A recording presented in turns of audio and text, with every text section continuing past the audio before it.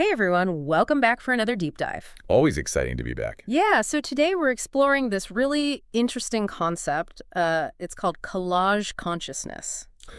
And essentially it's this idea about looking at art and life as a collage, all these different bits and pieces coming together. Exactly. And to do that, we're going to be looking at some excerpts from two different texts. Okay. And they're pretty out there, I have to say. Looking forward to it. Yeah, it's going to be interesting. Cool.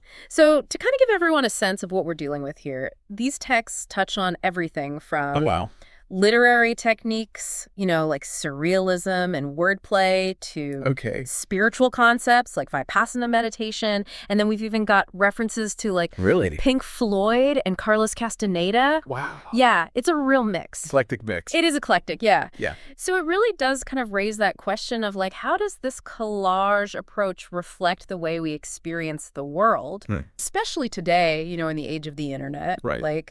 Are we all just kind of piecing together our own realities? I think so. And, Yeah. what's interesting about this concept of collage consciousness is that it really reflects the way we're experiencing the world now, especially with the internet. Right. Think about your social media feed. It's this constant barrage of information, news, opinions, memes, and cat videos. Yeah. But somehow we're making sense of it. Yeah. Piecing it all together to form our own understanding of what's going on. It's like our brains are wired for it now, almost. Yeah. Yeah, almost like we're all becoming collage artists in a way. Exactly. Without even realizing it. Right, yeah. And these texts, they really highlight that process. Yeah, and they're not afraid to kind of push the boundaries either. Right, exactly. They're really playing with form and content. Yeah.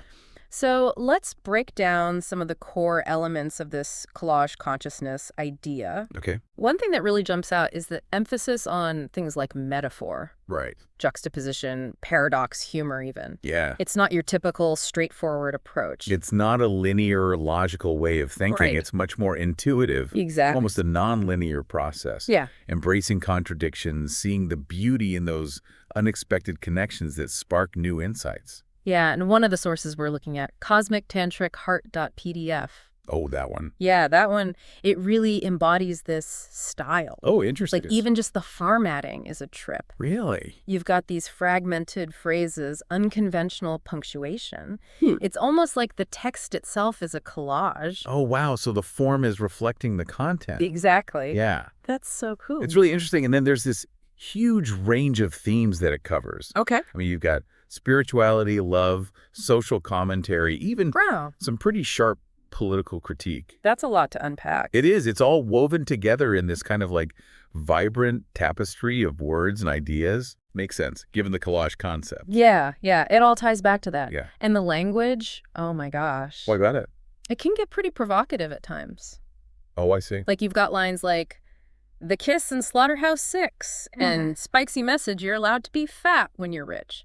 Oh, okay. It definitely grabs your attention. Yeah, that'll do it. It will. It makes you think. It's meant to, right? Yeah. To challenge those assumptions. Yeah, and sometimes a little shock value can be a good thing. True. I mean, it can shake things up. Yeah. Open our minds to new possibilities. Right, just like those artists who use those jarring images. Oh, yeah, exactly. Or unexpected combinations of materials. Right. To evoke a reaction or challenge perceptions. It's all about pushing those boundaries, making us look at things from a different angle. Definitely. Yeah. And speaking of new perspectives, yeah, there was this mention of S.N. Goenka and Vipassana meditation. Okay. Can you give us a little background on that? Yeah, sure. So Vipassana meditation, it's a form of meditation that's really about mindfulness and self-awareness.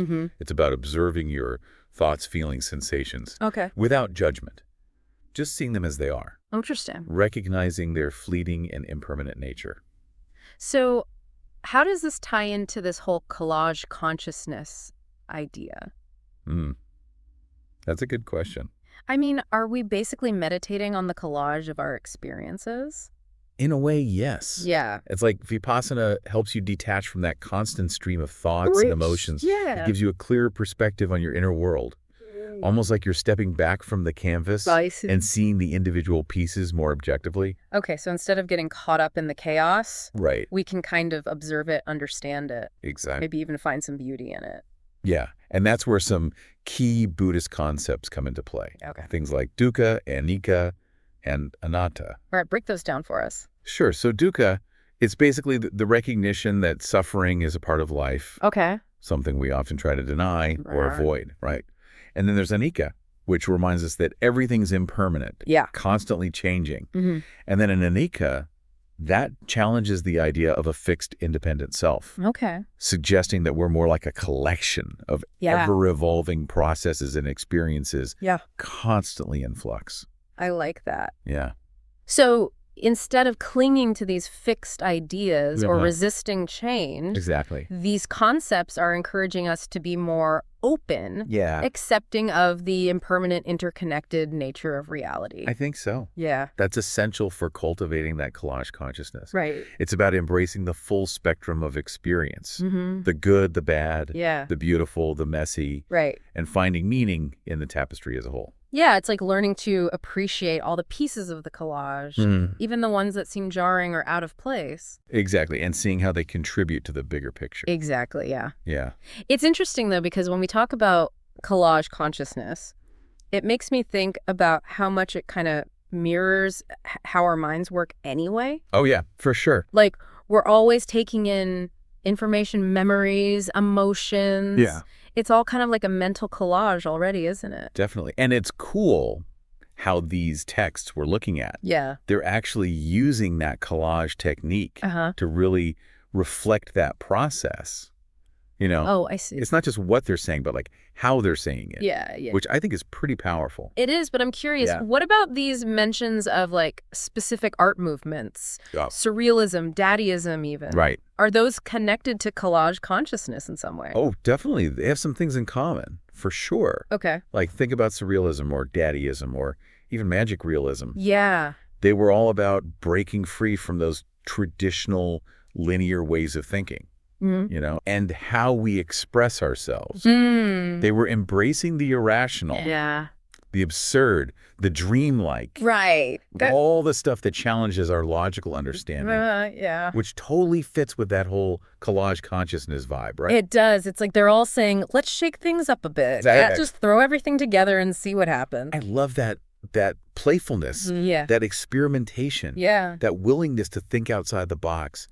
It opens up so many possibilities. It does, and it's exciting. It is. It reminds me of those moments, you know, when you're working on like an actual collage, and you find that one perfect piece that you never thought to use, but it just works. Right. And it completes the whole thing. It's like magic. It is like magic. And that's what makes collage consciousness so compelling. Yeah. That sense of discovery, those aha moments, those hidden connections that lead to meaning in the most unexpected places. It makes you realize that meaning can come from anywhere, really. Yeah, absolutely it can. And you know what else makes me think of collages?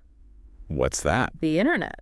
Oh, yeah, for sure. I mean, we are constantly bombarded with information from every direction. Oh, yeah. News articles, social media posts, videos, memes. It's like this giant, overwhelming collage. It really is. How do we even make sense of it all? That's the big question, isn't it? It is. How do we sift through all the noise and find what's actually valuable? Because it's so easy to just get overwhelmed by it all. It really is like being in a museum. Oh, yeah. With a million exhibits all competing for your attention. And you just can't take it all in. Right, exactly. That's where this collage consciousness becomes important, doesn't it? I think so. It's not just about taking in information passively. Right. It's about being more active, being discerning. It's like you're a curator. Yeah. Creating your own mental landscape. Yeah, we're all collage artists now. In a way we are. Creating our own narratives from this massive amount of information. Exactly, and the key is doing it well. Right, so how do we avoid creating just a big jumbled mess?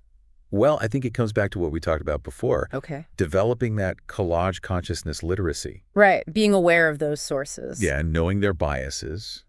Understanding how information can be manipulated. Yeah, like spotting the fake news. Exactly, seeing through the spin. Right. It's not easy, though. It isn't. We all have our biases, but recognizing them is the first step. Right. Being willing to question your assumptions. To consider different perspectives. Yeah. Even be open to changing your mind. That takes effort, though. It does. It's not just about scrolling through our feeds. No, it's about being more intentional. Right. Seeking out different voices, thinking critically. Yeah. Even having those uncomfortable conversations. It's like cultivating that collage consciousness is an ongoing process. It is. It's a constant practice of being aware, discerning, and engaged. Yeah, you're not just sitting back and letting it happen. No, you're shaping your understanding of the world. Which sounds a lot like those Vipassana meditation principles. You know what? That's a great connection. Yeah. Vipassana can actually be a great tool. Oh, interesting. For developing that collage consciousness mindset. Oh, so? It helps you become more aware of your own thought patterns, right. your biases, your reactions, which is so helpful when you're dealing with the complexities of the online world. So it's like Vipassana gives you the space to step back from the chaos. Yes, exactly. To see things more clearly. And with more calm, too. And then make more conscious choices. About what you let into your mental space. Right. It's like recognizing that we have the power to choose. Exactly. We're not just passively absorbing everything. Yeah, we can shape our own understanding. We're active creators. And that's pretty empowering. It is. It's like realizing you have the power to shape your own narrative. To curate your own mental collage. Yeah, and find meaning in the most unexpected places. And that's what makes it all so exciting, isn't it? It really is. It's a never-ending journey of exploration and discovery. It's funny, as we talk about collage consciousness, I keep thinking about how it's not just about what we take in, but like how our brains actually work with it all. Right, yeah. Like we're always connecting things, finding parallels, even like finding humor in unexpected places. Yeah, totally. Our minds are always looking for those patterns. Right. And meaning. It's like, you know, when you're flipping through a magazine and you just tear out random images, and later you're like, oh, there's a theme here. Yeah, it just kind of emerges. Like your brain was working on it in the background. I love that it's about letting go of those expectations. Yeah. And letting the creative process just happen. Exactly. And I feel like that's where that collage consciousness mindset is so cool. It is. It's freeing. You know, trusting your intuition, embracing the unexpected connections, finding beauty in those unconventional things. Like that line from Cosmic Tantric -heart.pdf. Oh, yeah. Which one?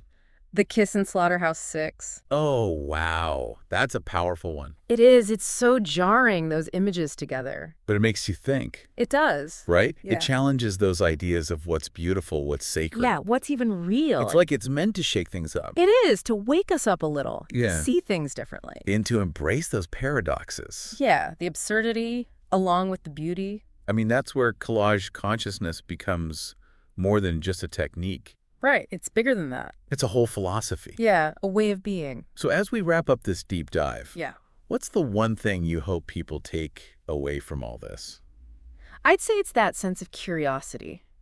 Oh, yeah. That wonder, embracing the unexpected, seeking out different perspectives, challenging your own ideas. Because it's easy to get stuck in our own ways of thinking. It is. But collage consciousness reminds us to embrace complexity. Yeah, the nuance. Obsceneness. Because that's where the beauty is. Exactly. And remember, it's not just about art. This is about how we approach life. Yeah, it's a way of life. So go out there, explore, experiment. Yeah. Create your own collage of understanding. I love that. That's a great way to put it. Thanks. Well, thanks for joining me for another deep dive. It's always a pleasure. Yeah. Until next time.